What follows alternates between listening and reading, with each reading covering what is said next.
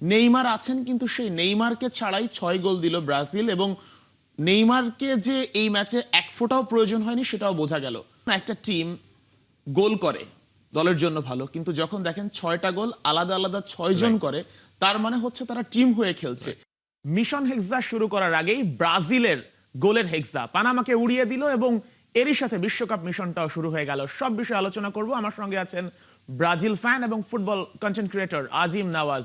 সরাসরি যুক্ত হচ্ছে তার সঙ্গে। আজিম নওয়াজ, হলুদ জার্সি পরে আছেন, ব্রাজিল একদম হলুদে হলুদ করে দিল, মিশন হেক্সাতে নামার আগেই গোলের হেক্সা হয়ে গেল।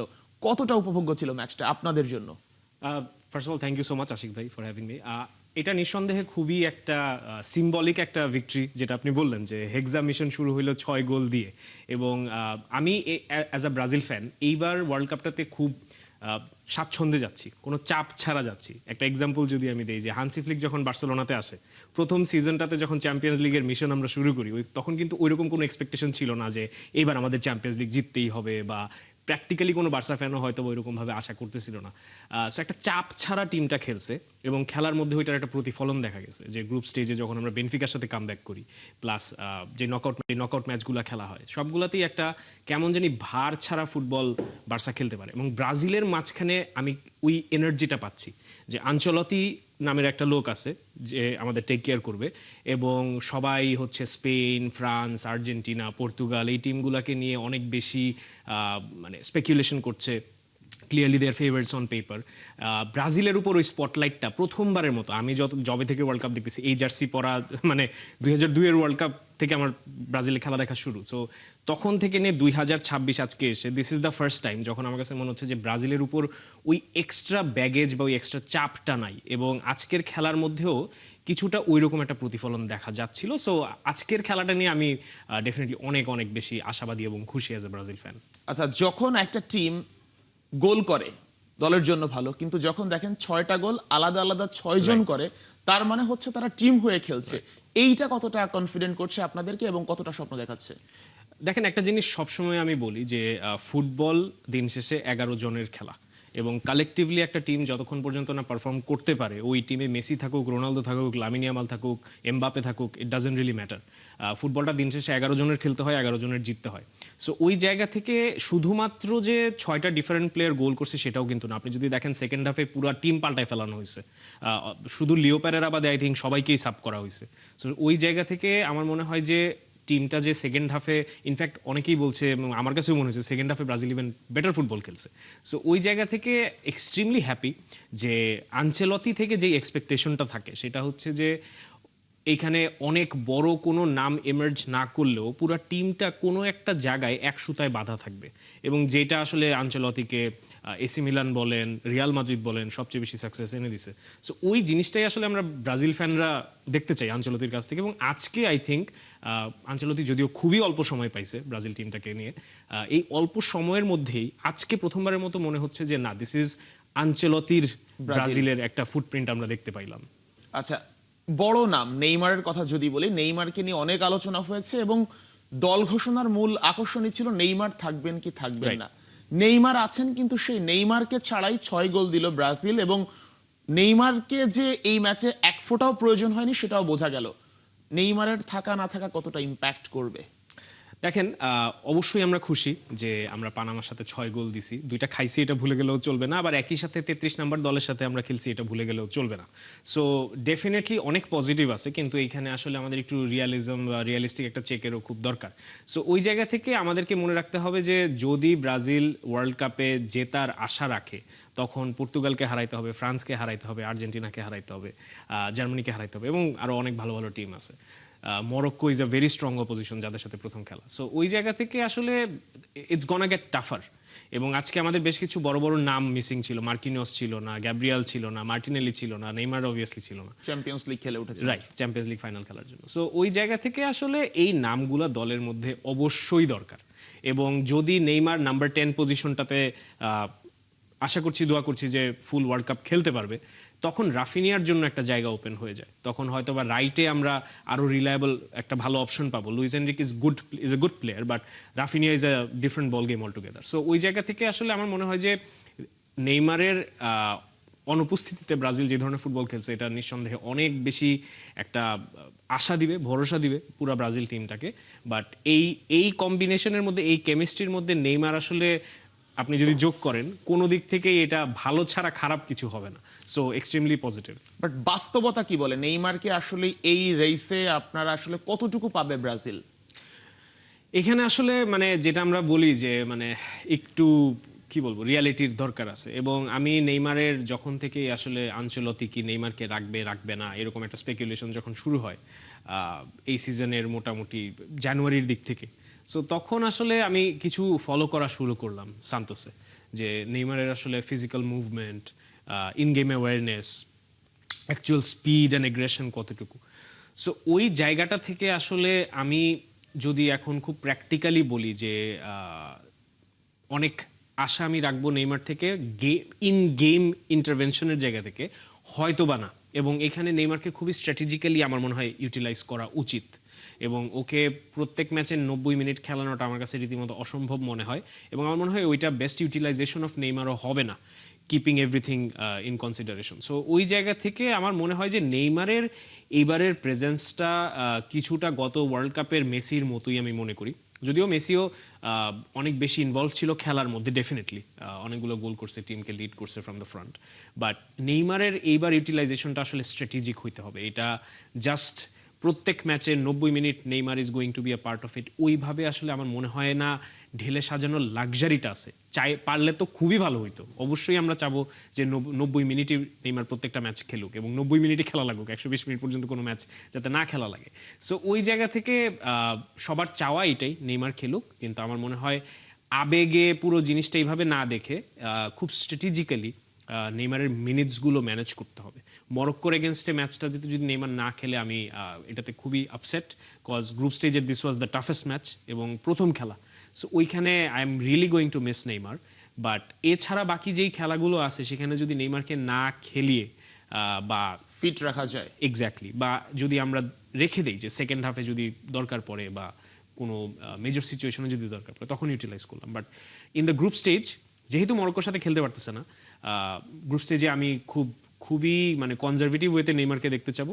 আর ইনশাল্লাহ নকআউটে যাওয়ার পর বা ওখান থেকে যে যত জার্নিটা যেভাবেই যায়, সেখানে আমার মনে হয় নেইমারের মূল যে একটা ইনক্লুশন ইন দ্য টিম সেটা হয়তো আমরা দেখতে পারবো। বলছিলেন আনচেলত্তির ব্রাজিল। আনচেলত্তি এমন একজন কোচ যে শর্ট টুর্নামেন্টগুলোতে স্পেশালি খুবই ভালো করেন। Yes. যদি লিগের কথা বলি সেইখানে আনচেলত্তি একরকম, আবার যদি বলি চ্যাম্পিয়ন্স লিগগুলোতে আমরা দেখেছি আনচেলত্তি একেবারে ডিফারেন্ট। বিশ্বকাপ একটা শর্ট টুর্নামেন্ট, যদিও রেসটা লম্বা, বাট ম্যাচের হিসেব করলে লিগের চেয়ে অনেক কম ম্যাচ।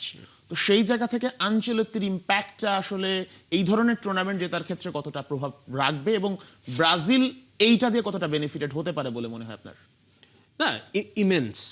মানে আনচেলত্তির overall presence is immense, specially যেটা আপনি বললেন যে নকআউট কম্পিটিশনস। ইটস মানে আমার মনে হয় আনচেলত্তির চাইতে বেটার প্রুভেন ট্র্যাক রেকর্ডওয়ালা ম্যানেজার পৃথিবীতে আছে কিনা আমি জানি না। I think he is the goat in that aspect. So ওই জায়গা থেকে ব্রাজিলের এইবার আপনি যদি মার্কেটিংও দেখেন, মার্কেটিংয়ের একটা মূল জায়গা হচ্ছে দুইটা মানুষের নাম নিয়ে, একটা হচ্ছে নেইমার আর একটা হচ্ছে আনচেলত্তি। সো এইবার ব্রাজিলের টিমে নেইমার বাদে ভিনিসিয়াস বিশাল বড় নাম, রাফিনিয়া গত সিজনে ব্যালন ডিওর কন্টেন্ডার, সো বড় বড় নাম আছে। কিন্তু এখানে আসলে আমার মনে হয় আনচেলত্তি কিছুটা হইলেও বাকি প্লেয়ারদের নামগুলোকে ওভারশ্যাডো করছে এবং রাইটফুলি সো, ডিজার্ভিংলি সো। কারণ আসলে একটা ম্যানেজার এতগুলো টিমে, এতগুলো কন্ডিশনে, এতগুলো ডিফারেন্ট প্লেয়ারকে নিয়ে বারবার যখন আসলে সাকসেস ডেলিভার করে, তখন ওইটা আসলে মানে ওইটা নিয়ে প্রশ্নবিদ্ধ করার কোনো সুযোগ নাই। যেটা আপনি বললেন লিগে, আমি গত সিজনে হচ্ছে খুবই ভোকাল ছিলাম, গত সিজনের আগে সিজনে যে সিজনে আনচেলত্তি স্যাক হয় রিয়াল মাদ্রিদে, আমি খুবই ভোকাল ছিলাম অ্যাবাউট যে আনচেলত্তি কি বার্ন আউট হয়ে গেছে। যেটা আমরা কিছুটা একটা সময় পর প্লেয়ারদের মধ্যেও দেখি, ম্যানেজারদের মধ্যেও দেখি যে ট্যাকটিক্যালি রান আউট করে। সো ওই জায়গা থেকে আমার কাছে মনে হচ্ছিল যে আনচেলত্তির ওই লাইফ সাইকেলটা কি শেষ হয়ে গেছে। কিন্তু আনচেলত্তি চলে যাওয়ার পর রিয়াল মাদ্রিদের যেরকম একটা বাস্তবতা দেখা গেছে, ওইখান থেকে আসলে আমার আসলে কিছুটা হইলেও এখানে এই জিনিসটা স্বীকার করতেই হবে যে আনচেলত্তি যেই ক্রেডিটটা ডিজার্ভ করতো সেটা হয়তোবা অ্যাজ এ বার্সেলোনা ফ্যান আমি ওরকমভাবে দেখি নাই, বাট ডেফিনেটলি ব্রাজিলে আসার পর যেটা আমি প্রথম থেকেই জানতাম যে, এবং এটা আমি সবসময় বলি যে ন্যাশনাল টিমে বা ইন্টারন্যাশনাল ফুটবলে আসলে আপনি যদি পেপ গুয়ার্দিওলার মতো ম্যানেজার হন, আপনি যদি হান্সি ফ্লিকের মতো ম্যানেজার হন, তখন আপনার জন্য জিনিসটা সহজ না, কারণ আপনি প্লেয়ারগুলো নিয়ে খুবই কম সময় পান। এবং ইন্টারন্যাশনাল যে টুর্নামেন্টগুলো হয় ওইটার আগে আপনি কতদিনের ট্রেনিং ক্যাম্প পান? World cup is the biggest tournament, ওইটার আগে আপনি পাচ্ছেন কত, 2-3 সপ্তাহ ম্যাক্সিমাম। সপ্তাহের মতো। সো এটা একেবারেই কোনো দিক দিয়েই সাফিসিয়েন্ট টাইম না। এবং যেখানে আপনার প্রত্যেকটা star player different clubs, different teams, different দেশ থেকে আসতেছে, তখন আসলে দেশ বলতে লিগের কথা বলছি, সো ওই জায়গাটাতে আসলে একটা ম্যানেজারের জন্য যতভাবে জিনিসটাকে কঠিন করা যায়, আমার মনে হয় সিঙ্ক আপ ইন্টারন্যাশনাল করাটা খুব টাফ হয়ে যায়। অসম্ভব রকমের টাফ, এবং এটা নিয়ার ইম্পসিবল টাস্ক আমার কাছে মনে হয়, স্পেশালি যখন আমরা কথা বলছি ওয়ার্ল্ড কাপ লেভেল টিমস এবং ওয়ার্ল্ড কাপ কন্টেন্ডার টিমস, তাদের জন্য ইটস মানে কি বলবো, এভারেস্ট ক্লাইম্বিং এর মতো একটা বিষয়। সো ওই জায়গা থেকে Ancelotti is literally the goat in that. আচ্ছা, আমরা ব্রাজিলের একটা নাম, আমরা ক্যাসেমিরোর দিকে একটু আসতে চাই। রাইট, ক্যাসেমিরো আসলে কতটা স্বপ্ন দেখাচ্ছে কালকের ম্যাচের পর আপনাদেরকে? বিশাল। এবং এটা আমি বলছিলাম তখন যে ক্যাসেমিরোর ম্যানচেস্টার ইউনাইটেডের যে সিজনটা গেছে, এইটা ব্রাজিলের জন্য লিটারালি একটা ব্লেসিং, এবং ক্যারিককে এখানে আমার মনে হয় সব ব্রাজিল ফ্যানদের একটা বিশাল ধন্যবাদ দেওয়া উচিত, কারণ ম্যানচেস্টার ইউনাইটেডে যে রোলটা ক্যাসেমিরো প্লে করে, এবং জাস্ট মানে ইন জেনারেল ক্যাসেমিরো যেই পজিশনটাতে এক্সেল করে, রিয়াল মাদ্রিদের সবচেয়ে আইকনিক মিডফিল্ড ট্রিও আমার দেখা, to Kroos, Modric and Casemiro. So ওইখান থেকে শুরু করে ম্যানিউতে এসে দেন যে ট্রান্সফরমেশনটা এই সিজনে হয়েছে, মানে জাস্ট যেই সিজনটা শেষ হইলো, সেখানে আসলে ক্যাসেমিরোর আমরা ওই চিরচেনা ক্যাসেমিরো রূপটা দেখতে পাইলাম। যখন আসলে বুস্কেটসের ক্যারিয়ারটা যখন অলমোস্ট শেষ হয়ে যায়, এমএলএস এ চলে যায়, তখন আসলে কনভারসেশনটা এরকমই ছিল, Casemiro is the best CDM in the world, এবং প্রিটি মাচ মানে এটা নিয়ে কোনো কম্পিটিশন ছিল না। দেন রড্রি ইমার্জ করলো ইভেনচুয়ালি। সো ওই জায়গা থেকে আমরা ওই ক্যাসেমিরোর একটা রিফ্লেকশন এই সিজনে দেখতে পাইছি ইংল্যান্ডে, এবং ইন ব্রাজিল টিম ক্যাসেমিরোর রোলটা ইজ লিটারেলি ইরিপ্লেসেবল। আপনি যদি আমাকে বলেন যে ব্রাজিলের কারেন্ট ন্যাশনাল টিমে যারা ওয়ার্ল্ড কাপ খেলতেছে, কোন একটা নামকে রিপ্লেস করার মতো কোনো প্লেয়ার নাই, সেটা হবে ক্যাসেমিরো। এবং এটার রিজনটা হচ্ছে ইটস টু ম্যান মিডফিল্ড। 4-2-3-1 ফরমেশনে যখন টু ম্যান একটা মিডফিল্ড খেলানো হচ্ছে, you can not replace Casemiro. আমাদের ওই প্রোফাইলই নেই। আচ্ছা, ব্রাজিলে একটা প্রবলেম আমরা দীর্ঘদিন ধরে দেখেছি, সেটা হচ্ছে নেতৃত্বের অভাব, ক্যাপ্টেন। সেখানে চ্যাম্পিয়ন্স লিগে ব্যাক টু ব্যাক মার্কিনিওসের নেতৃত্বে পিএসজি চ্যাম্পিয়ন হলো। এই ইম্প্যাক্টটা ব্রাজিল টিমে কেমন পড়বে? এটা বলাটা আসলে ডিফিকাল্ট, কজ আমি লাস্ট ব্রাজিল টিমে একজন প্রপার ক্যাপ্টেন দেখতে পাইছি in the form of Thiago Silva, যে আসলে একটা নেতৃত্ব দিত এবং টিমটা কমান্ড ক্যারেক্টার, রাইট, টিমটাকে কমান্ড করতো। এবং নেইমারের মতো তারকারাও আসলে তাকায় থাকতো থিয়াগোর দিকে, যে কি বলতেছে, কি চাচ্ছে, এবং এটা একটা বিশাল জিনিস, মানে ম্যানেজার উইদিন এর ম্যানেজার। এবং একজন মানুষ কতটা ডিসিপ্লিন হতে পারে। অ্যাবসলিউটলি। এবং আমরা ব্রাজিলীয় তারকাদের সাথে যে জিনিসটা অ্যাসোসিয়েট করি, যে একটা ইনডিসিপ্লিন লাইফ, 30+ হলেই শেষ। শেষ, খেলাধুলার প্রতি ওই রকম ডেডিকেশন থাকে না, প্রফেশনালিজমটা হয়তো বা একটু কম থাকে। আপনি যখন থিয়াগো, ইভেন মার্কিনিওসও সেম প্রোফাইলে, আপনি মার্কিনিওস নিয়ে কোনো ধরনের ব্যাট পিয়ার আজ পর্যন্ত শুনেন নাই। সে মানে কত বছরের ক্যারিয়ার হয়ে গেল, একটা সময় বার্সাতে আসার কথা ছিল যখন পিএসজিতে সাইন করে, সো ওইটা হইলে হয়তো বা একটা অসাধারণ জিনিস হইতো। But definitely Marquinhos is a very big name, এবং ইয়াং প্লেয়ার্সরা লুক আপ টু করে। বাট ব্রাজিলীয় যে একটা ধারা, সেটা হচ্ছে সবাই আসলে খুবই এক্সেন্ট্রিক, এবং প্রত্যেকটা ক্যারেক্টার হচ্ছে লিটারালি এক একটা ক্যারেক্টার। তারা নিজেদের মতো করে ফুটবলটা দেখে, নিজেদের মতো করে ফুটবলটা খেলতে চায়। এবং ব্রাজিল 11টা প্লেয়ারকে মাঠের বাইরে এবং মাঠের ভিতরে আমার মনে হয় কন্ট্রোল করাটা পৃথিবীর সবচেয়ে কঠিন কাজগুলোর মধ্যে একটা।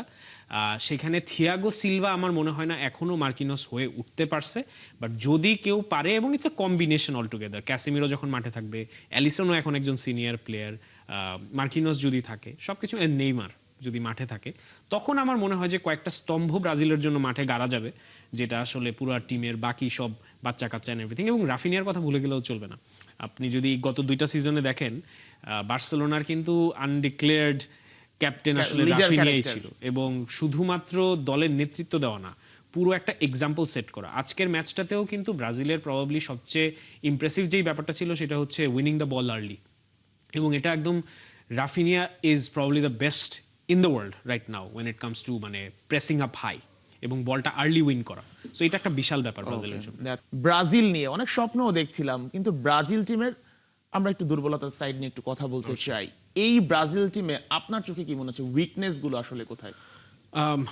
সবচেয়ে অবভিয়াস যেই দুর্বলতা সেটা ডেফিনেটলি মিডফিল্ডে, এবং ব্রাজিলের আমি এমন কোনো ফেজ দেখি নাই যখন আসলে it is very difficult to একদম ব্লাইন্ডলি একটা মিডফিল্ড চুজ করা। আমার মনে হয় ক্যাসিমিরো ফরচুনেটলি, যেটা আমি বলছিলাম যে এই সিজনের ফর্মে ব্যাক করাটা একটা নাম অন্তত দিছে যেটা চোখ বন্ধ করে চুজ করা যায়, বাট বাকি নামগুলো আসলে আপনাকে একটু হাতড়াইতে হবে, এবং টিম সিলেকশনের জায়গা থেকেও এটা হয়েছে। আপনি যদি, এবং এটা আমি বলছি আপনাকে এটা মাথায় রাখতে হবে কি কনটেক্সটে, যখন আপনি পর্তুগালের মিডফিল্ড দেখবেন, যখন আপনি ফ্রান্সের মিডফিল্ড দেখবেন, স্পেনের মিডফিল্ড দেখবেন, ইভেন আর্জেন্টিনা, ও মাই গড আর্জেন্টিনার মিডফিল্ড, সবকিছু আসলে মানে এটা ইংল্যান্ডের মিডফিল্ড, সবকিছু মিলে আপনি যখন কম্প্যারিজন করতে চান তখন ব্রাজিলের মিডফিল্ডটা ডেফিনেটলি একটু দুর্বল। আমি ডিফেন্সের কথাটা অনেকেই বলে, ফুল ব্যাকে একটা দুর্বলতা ডেফিনেটলি ব্রাজিলের আছে, বাট সেন্টার ব্যাক এবং ওভারঅল যেহেতু এটা আঞ্চলতি একটা ডিফেন্সিভ শেপ থাকবে, এটা নিয়ে আমি খুব বেশি একটা দুশ্চিন্তা করছি না। কিন্তু মিডফিল্ডের জায়গাটা আমাকে ভোগায়, একটু টেনশনে ফেলায় এই জন্য যে আপনার যদি রাফিনিয়া দেন ভিনিসিয়াস এই প্রোফাইলগুলোকে আসলে এনরিক ইউটিলাইজ করতে হয়, আপনার মিডফিল্ড থেকে সাপ্লাই লাগবে এবং খেলার কন্ট্রোলটা লাগবে। আজকের খেলার আমার একটা জিনিস যেটা কিছুটা একটু আমি বলবো যে ভালো লাগে নাই, সেটা হচ্ছে খুব বেশি পজিশন ছিল না। আই থিংক 53-47 এরকম একটা পজিশনাল ব্রাজিল পানামা এটা আসলে যায় না। এটা আসলে মানে স্পেশালি স্কোর লাইন যখন 6-2, একদিক দিয়ে এটা অনেকের কাছে ইফেক্টিভ ফুটবল মনে হইতেই পারে, vertically Brazil was very effective and efficient, but একই সাথে আসলে আপনার কিছু কিছু খেলা কন্ট্রোল করতে হবে, এবং যখন you are facing against let's say 33 positioned team, with all due respect to Panama, ওই খেলাগুলো আসলে ব্রাজিলের আরো বেটার কন্ট্রোল করতে হবে যদি ওইটা চায়, এবং এই কন্ট্রোলটা আসলে আমার মনে হয় ব্রাজিল হারাচ্ছে মিডফিল্ডের একটা যে অ্যাবসেন্স। এবং ক্যাসিমিরো তো একটা মানুষ, এবং Casemiro is a one profile of player, এবং তার রোলটা ডিফেন্সিভ রোলেও তো কন্ট্রিবিউট করতে ডিফেন্সিভ, হচ্ছে। ইয়েস, এবং সে যখন উঠে যাচ্ছে তখন কিন্তু ভিজিবলি অনেক স্পেস, আজকের খেলাতেও Space কিন্তু create হয়েছে। পানামা প্রচুর স্পেস পাইছে, এবং যে গোলটা ব্রাজিল ফার্স্ট স্কোর করলো ওইটা কিন্তু ক্যাসিমিরোর থ্রুতেই আসা। সো একটা প্লেয়ারের উপর ডিপেন্ডেন্সিটা আসলে কখনোই খুব বেশি একটা মাইলেজ দেয় না টিমকে, যেটা আমরা অ্যাজ এ বার্সা ফ্যান আমি যেটা এইবার হচ্ছে রাফিনিয়ার অ্যাবসেন্সটা আমাদেরকে অনেক ভোগাইছে, পেদ্রি যখন ছিল না অনেক ভোগাইছে, সো এটা একটা ঝামেলা। ধন্যবাদ আজিম নওয়াজ ছিলেন খেলাযোগের সঙ্গে, এবং আমরা নিশ্চয়ই ব্রাজিলের জন্য শুভকামনা থাকবে, আপনাদের দলের জন্য নিশ্চয়ই তারা ভালো করবে। এই ছিল এখনকার খেলাযোগে। দর্শক, সরাসরি সংবাদ আর অনুষ্ঠানে দেখতে চোখ রাখুন ৭১-এর ফেসবুক পেজ এবং সাবস্ক্রাইব করুন ৭১-এর ইউটিউব চ্যানেলে। ৭১-এর সঙ্গেই থাকুন।